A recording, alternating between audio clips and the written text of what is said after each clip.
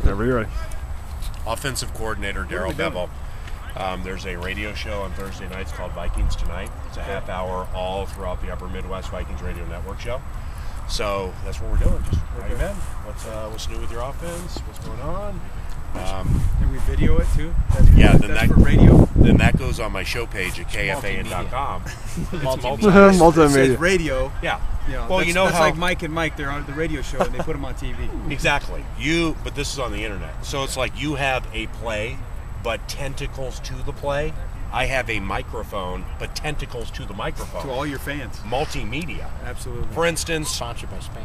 For instance, when I ask a question and you don't like it, you can second guess the question right into that camera and say Paul Allen's an idiot. And say Paul Allen's an idiot. He has no idea what he's talking about. It's set up right now. Opportunities right there. Are we ready? Yes, we are. Darrell Bevell, 3, 2. How you been? I've been well, thank you. What's going on in the off season for you? Did you ever get a chance to relax or anything? You ended in New Orleans, then you had to go down to Mobile, then you got the draft, now you got OTAs, mandatory minicamp coming up later, then training camp. When does an offensive coordinator get to kick up his feet? Coach does a great job with our staff and gives us some time off. We've had a week here and there. We just had Memorial Day weekend, so it's always fun to spend time with the family. But a lot of it is spent here. Trying to see what the next piece of the puzzle is going to be for us, and how we can fit that in. It's impossible right now, obviously, to precisely answer what the next piece of the puzzle will be.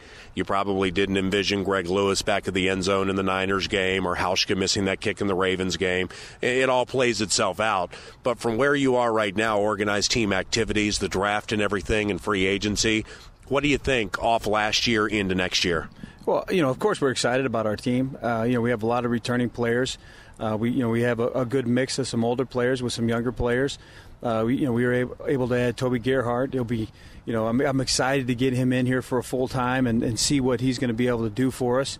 I think he's going to be one of those guys that shows up in pads.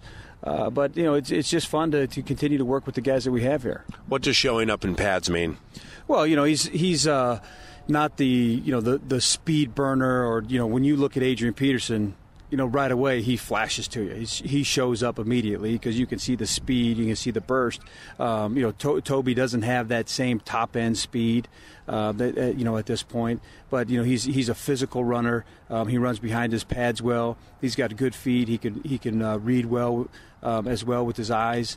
But when the pads come on is the time where a guy like that's going to show up, where he's going to get some more tough yards. Not that he won't be able to have some bigger plays, but he's going to get some other tougher yards. So when you lost Chester in free agency to the Bears, understandable why you lost him, because of the money he got over there and probably an opportunity to play more. That was an immediate. I don't want to say concern, but an immediate thing that you wanted to take care of in the draft. Well, absolutely. I mean, you lose a guy of the caliber of Chester. I mean, he did a lot of things for us, whether it was being our backup running back and, anytime we needed him, we could put him in there. But then he had a huge role for us on third down. So, anytime, the team never stays the same. It's going to change from year to year, and you got to be able to find pieces, and you're never going to find another Chester Taylor. You're not going to be able to find the exact blend of what he had and what he brought to our offense. So, it may be 2 guys, it may be 3 guys to have to, fill in those spots, but, we'll find those guys and we'll fit them in when we do find them. Sticking with Toby for a second, Darrell Bevell, offensive coordinator, Minnesota Vikings on Vikings Tonight. What kind of offense did they run at Stanford? What's Mr. Harbaugh run, and how does his role there, where obviously he carried the ball a ton more than he's going to carry it here, but with blitz pickup and catching the ball and, all of the intricacies and nuances that you require, are there similarities? There's a lot of similarities, and the one just in terms of they do run the West Coast offense, so some of the verbiage is already familiar to him. So he's going to have an easier time being able to pick that up. They used him more in the run game, as you said. A lot of the power scheme, gap type scheme runs for him. We run some of that, but we also run some zone schemes. He wasn't asked as much to on third down to be the main guy in there picking up the blitzes or running a lot of pass routes. But we're going to force feed him that when he's here and see what he can pick up, see how much he can digest of the offense in that section of the game.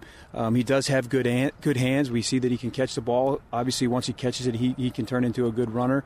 So he's just going to have to learn those protections and how he fits in there. These organized team activities are not mandatory. The the mandatory minicamp comes up later this month. But here with the organized team activities, does it make you and Coach Childress happy when you see guys like Bryant McKinney here, defensively guys like Ben Lieber, some of the starters show up to take part with these new guys and some of these rookies? Yeah, this is a time where you start to build your team chemistry, and it's great to have your veterans here. Steve Hutchison, Ante Herrera, we have a lot of guys that are out here. Shank, Kleinsasser, Kleinsasser's been in the league almost as long as Favre, so it's good to have those guys here to be able to have the camaraderie with their teammates out here on the field. And right now, there's a lot of guys out here. You don't even know who that final 53 guys is going to be. So, it's good that they're all blended together at this point. You said Favre before I did. Any text message exchanges? At times. Anything you can let Vikings Tonight know about his possible return? I have no information on that. Can't rule it out, though, right? Can't rule it out, but I have no information on that. So if my take from afar, not knowing all the internal secrets, is his first game for the Vikings will be the Seattle preseason game here. Get your tickets now at Vikings.com.